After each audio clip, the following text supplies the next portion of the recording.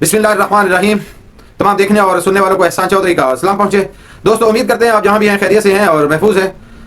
दोस्तों, एक दो बातें आपसे शेयर करनी है। एक तो ज़िला बखर के बारे में बात करेंगे कि क्या पंजाब का ज़िला बखर अब दहशतगर्दों के निशाने पर है।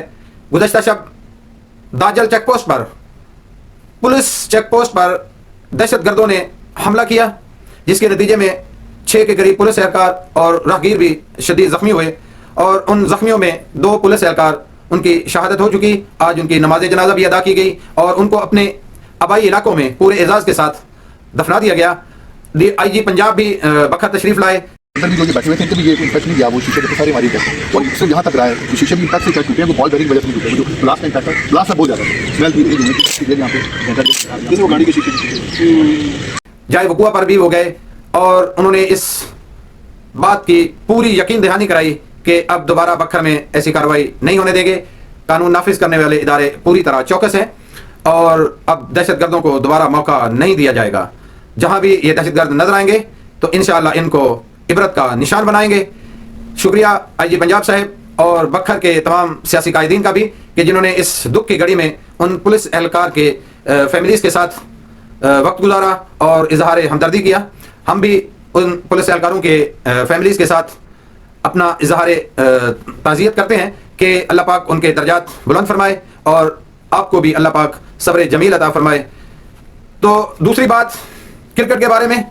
क्रिकेट पाकिस्तान T20 की सेमीफाइनल की दौड़, दाएं बाएं सज्जे खब्बे ऊपर नीचे इधर उधर, कहीं से कोई सुराख नजर आए, कहीं से कोई एक छोटा सुराख नजर आए कि हम शायद सेमीफाइनल खेलें। क्योंकि हम जब से क्रिकेट देखते आए हैं तो हमारा टोटल दारोमदार क्रिकेट का दुआओं पर है कि हमारे लिए टीम कहती है जी हमारे लिए दुआएं करें, क्योंकि भाई आपने मेहनत करनी नहीं है तो फिर जब मेहनत नहीं करनी तो फिर दुआओं से रिजल्ट इस तरह नहीं बदले जाते। ये अल्लाह पाक ने मेहनत पर नताइज लिखे हैं। कभी होता है कि दुआएं काम आ जाती हैं, लेकिन भाई पहले मेहनत करें। पाकिस्तानी टीम कुछ बेहतर खेली इंग्लैंड के खिलाफ, लेकिन इससे अच्छा खेल सकते थे, आसानी से इंग्लैंड को हरा सकते थे। आपका स्कोर अच्छा था और इंग्लैंड की विकेटें जल्द गिरना शुरू हो गई थी। आप अपनी गिरफ्त मजबूत कर सकते थे। उस्मान तारिक आपने एक हवा बना के रखा हुआ है, तो भाई उस हवा को इस्तेमाल करना था ना। क्यों ओवर नहीं दिए कप्तान साहब? आपकी ना बैटिंग है, आपकी कोई बॉलिंग नहीं है, फील्डिंग नहीं है, तो आप कप्तानी भी उस अच्छे अंदाज से नहीं कर पा रहे कि आप टीम को लेकर चल सकते। ये बहुत गलत बात है भाई। अब जैसे हम कह रहे हैं ना जी दाएं बाएं ऊपर नीचे सज्जे खब्बे, तो सेम इंडिया की भी यही पोजीशन है।